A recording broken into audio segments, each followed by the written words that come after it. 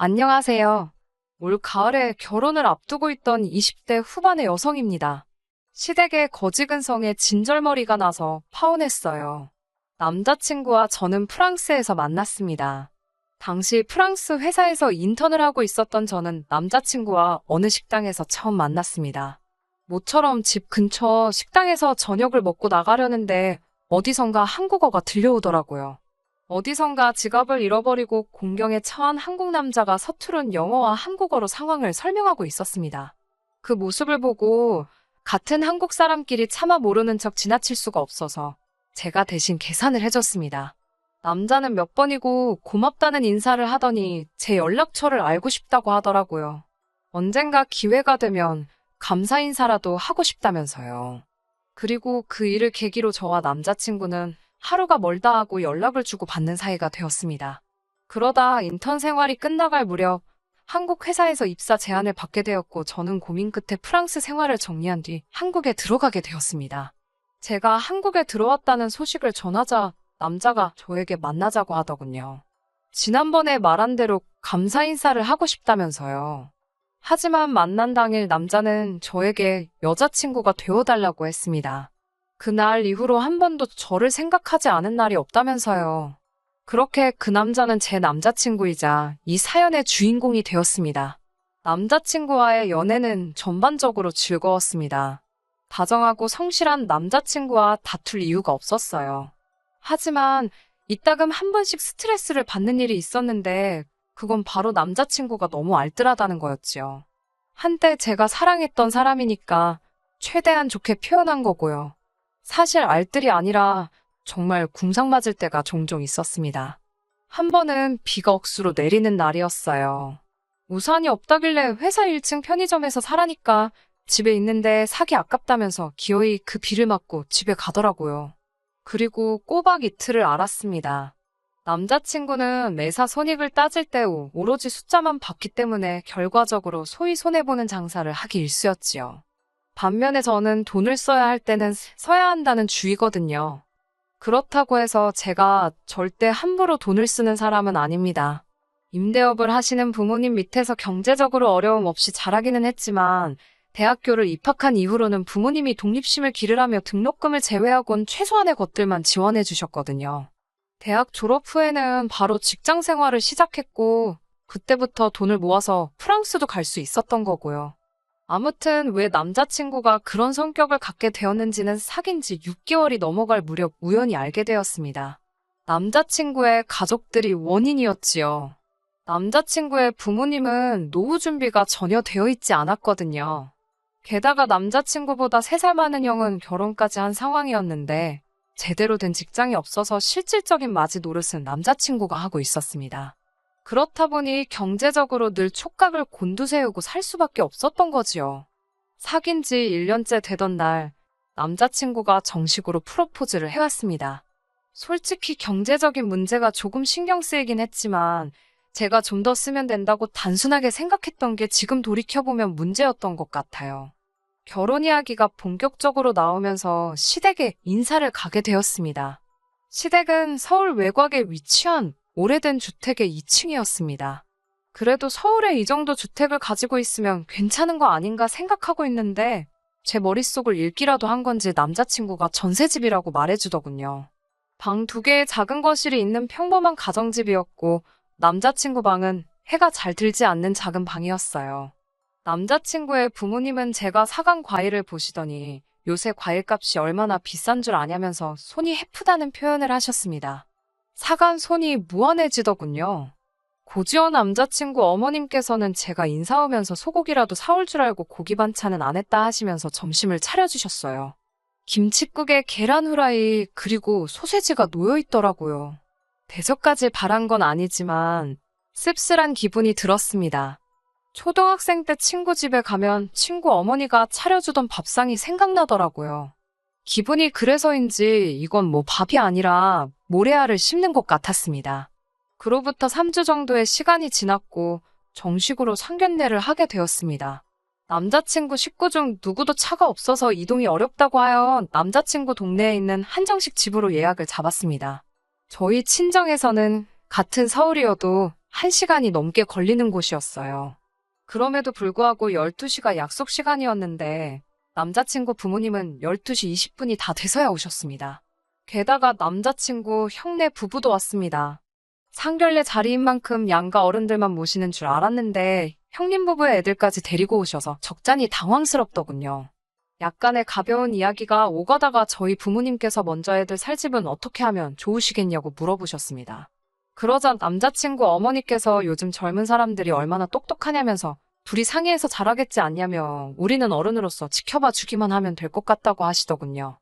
혼수나 예단 같은 것도 다 저희가 알아서 할 거라며 믿고 냅두자고 말씀하셨어요. 그때는 말씀 뒤에 숨겨진 뜻을 정확히 파악하지 못했습니다. 상견례가 끝나고 나오는데 남자친구 부모님도 형네 부부도 계산할 생각이 전혀 없어 보이더군요. 솔직히 양가 어른들만 모신 자리였으면 제가 계산하려고 했는데 남자친구 식구만 4사람이 더 온 상황이라 좀 어이가 없었습니다. 하다못해 누구 하나 돈 내려는 흉내라도 냈다면 이렇게 기분이 상하지는 않았을 텐데 말이에요. 그때 남자친구가 자기가 계산한다고 카드를 내미니까 남자친구 어머니께서 저희 부모님께 잘 먹었다고 인사를 하시면서 남자친구 앞을 가로막으시더군요. 결국 제가 계산했습니다. 양가 식구들이 먼저 집으로 향하고 저와 남자친구는 못다한 이야기도 할 겸 해서 카페에 들렸습니다. 제가 먼저 남자친구에게 정확히 모아둔 돈이 얼마나 되냐고 물었어요. 그전에도 몇 번 물어봤었는데 그때마다 결혼할 수 있을 만큼 모아뒀다며 둘러대는 시기였거든요.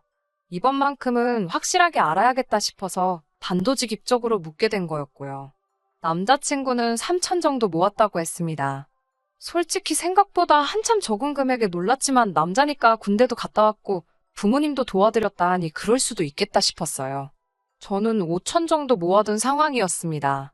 솔직히 2사람의 돈을 다 모아도 1억이 안 되는 상황에서 양가 도움 없이 집을 구한다는 건 불가능이었어요. 저는 남자친구에게 가서 부모님께 한번 잘 여쭤보라고 했습니다. 저도 부모님께 잘 말씀드리고 도움을 구해보겠다고요. 집에 돌아와 부모님께 신혼집에 대해서 말씀드리니 아버지께서 소유하신 아파트 중 하나가 곧 전세 계약이 끝난다며 거기에 들어와서 사는 게 어떻겠냐고 물으셨습니다. 제가 전세금 드릴 돈이 없다고 하니까 부모 자식 사이에 무슨 돈이냐며 됐다고 손사래를 치시더군요. 대신 들어와서 사는 동안 기회다 생각하고 돈 열심히 모은 뒤 집을 사서 이사를 가라고 말씀하셨어요. 생각지도 못한 아버지의 제안에 감사했고 안도할 수 있었습니다. 남자친구도 걱정이 클 텐데 제가 이 소식을 전하면 얼마나 좋아할까 싶어서 얼른 전화를 걸었습니다. 남자친구는 한껏 가라앉은 풀죽은 목소리로 제 전화를 받았어요. 부모님이 뭘 하시냐고 물어보니 다 큰 성인들끼리 결혼하면서 왜 늙은 부모에게 부담을 주냐고 한 소리 하셨다더군요. 저는 남자친구에게 괜찮다고 집 문제는 해결된 것 같다고 우리 부모님이 가지고 계신 아파트에 들어가서 살면 된다고 소식을 전했습니다. 제 예상대로 남자친구는 정말 다행이라며 좋아하더라고요. 목소리도 한껏 밝아졌고요. 저희 둘 다 이제 큰 문제는 해결되었으니 앞으로 모든 일이 원활하게 흘러갈 줄만 알았습니다. 그런데 며칠 뒤 남자친구 어머니에게서 연락을 받았습니다. 긴히 할 이야기가 있으니 집으로 좀 오라고 하셨습니다. 집에 도착하니 어머님께서 집 이야기를 하시더라고요. 어찌된 일인지 친정에서 집을 사주시는 걸로 알고 계시더라고요. 그러더니 하시는 말씀이 둘이서 사는데 28평은 너무 크지 않냐고 하시더군요. 저는 당장은 아니지만 아이라도 태어나면 절대 큰 평수는 아닌 것 같다고 대답을 했습니다. 시어머니는 저를 잠깐 쳐다보시더니 아직 태어나지도 않은 애 때문에 뭐하러 낭비를 하냐면서 그 집 말고 다른 집이 좋을 것 같다고 하시더군요. 저는 어머님께 이 집은 제 마음대로 사고 팔고 할 수 있는 게 아니라고 저희 아버지께서 잠깐 살라고 허락을 해주신 것 뿐이라고 말씀을 드렸습니다. 그러자 어머님께서는 사주는 것도 아닌데 왜 당신 아들한테 그렇게 생색을 냈냐며 어이없다는 반응을 보이셨어요. 여기까지였다면 그래도 제가 파혼까지는 생각하지 않았을 거예요. 어머님 입장에서도 며느리가 집을 사들고 오는 줄 알았는데 그게 아니라 잠깐 빌려 사는 거라고 하니 김이 샜을 수도 있다고 생각해요. 하지만 어머님의 상상력은 제가 생각했던 것보다 훨씬 어이없고 황당하기 짝이 없었습니다. 며칠 뒤 다시 어머님께서 집으로 오라고 호출을 해오셨습니다. 그러더니 또 집 이야기를 꺼내시더라고요. 곰곰이 생각을 해봤는데 묘수가 떠올랐다며 한번 들어보래요. 남자친구 형네 부부가 지금 사는 집이 전세보증금이 1억 2천인데 그 돈을 빼서 저희 부모님이 가지고 계신, 그러니까 저희를 살게 해주신다는 집에 전세로 들어가서 살겠대요. 그러면 이제 저희 부모님이 1억 2천이 생기지 않냐.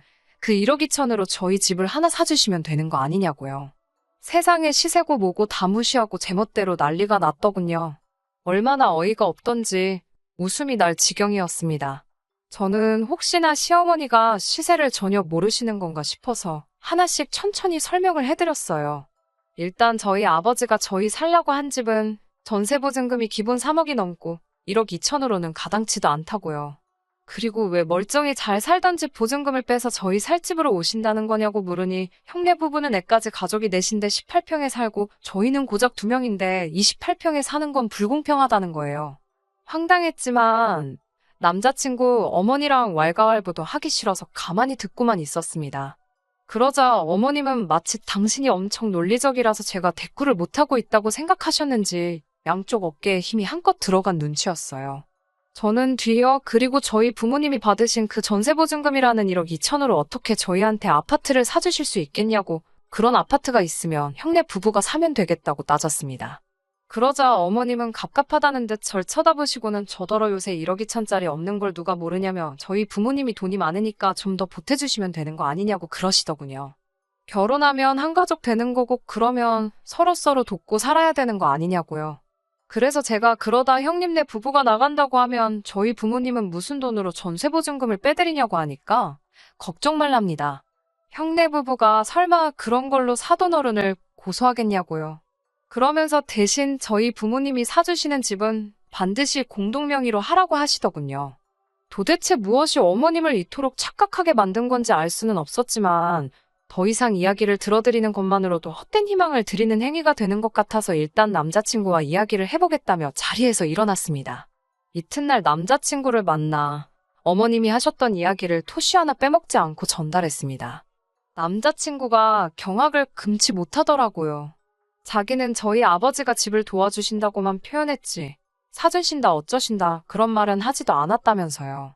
저는 속으로 그래도 남자친구는 제정신이라 다행이라고 생각했습니다. 그런데 남자친구가 조심스레 그런데 어머니 말씀도 아예 말이 안 되는 건 아니지 않냐고 슬며시 물어보는 거예요. 1억 2천으로 두 가정이 행복해질 수 있다나요? 한심하고 어이가 없어서 뭐라고 대꾸할 힘도 안 나더군요.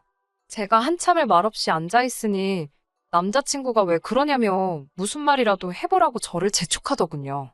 당시 제 머릿속은 헤어지자는 소리를 어떻게 꺼낼지 생각하느라 분주했습니다. 결국 저는 고심 끝에 그 어떤 미사여구도 더하지 않고 담담한 목소리로 이 결혼은 안 하는 게 좋을 것 같다고 했습니다. 남자친구는 갑자기 왜 그러냐며 그냥 제안을 해본 거라고 싫으면 안 해도 된다면서 상황을 수습하려고 들었지만 제 귀에는 하나도 들어오지 않았어요. 집에 돌아와 이불 뒤집어 쓰고 누워있으니 어머니가 무슨 일이냐고 물으시더군요.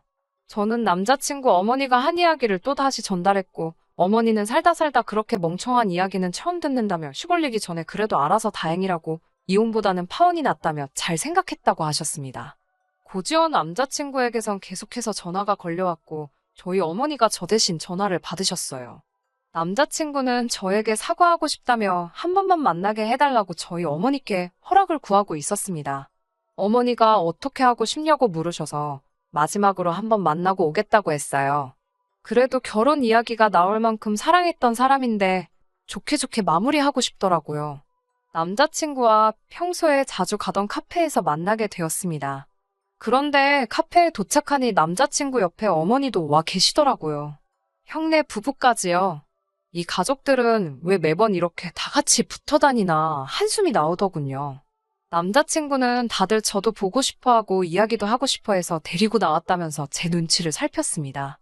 형네 부부는 그 와중에 무슨 빙수를 주문해서는 다른 테이블로 이동을 하더라고요.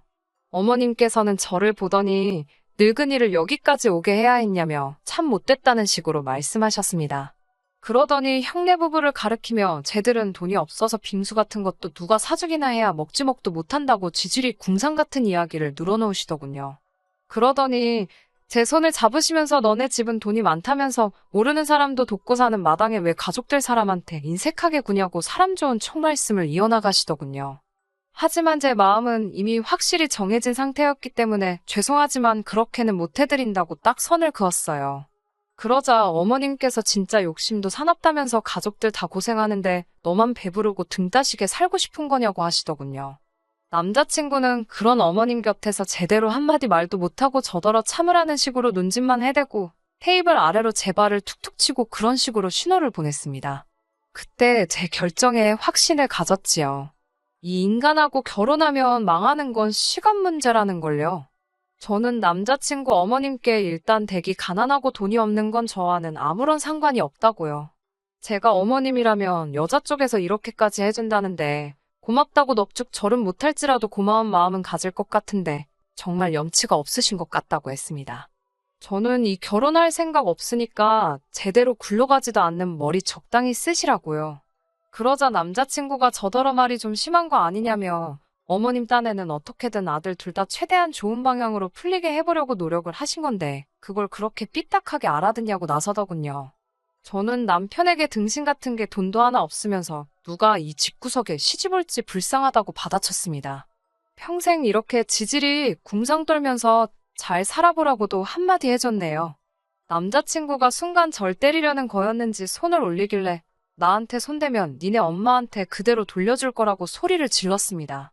너무 화가 나서 눈치를 못 채고 있었는데 돌아보니 카페에 있던 많은 사람들이 저희를 보고 있었어요. 저는 부끄러운 동시에 솔직히 해냈다라는 기분도 들더군요. 하고 싶었던 말을 다 토해내고 나니 속이 후련한 게 희열 같은 것도 느껴졌습니다. 솔직히 저희 집이 재벌도 아니고 정말 부모님께서 집을 사주신다고 한 것도 아닌데 일이 이 지경이 되어서 속도 상하고 어이도 없고 마음이 복잡합니다. 하지만 평생을 같이 살아갈 사람이기에 정서적인 부분도 경제적인 부분도 전부 다 중요한 것 같아요.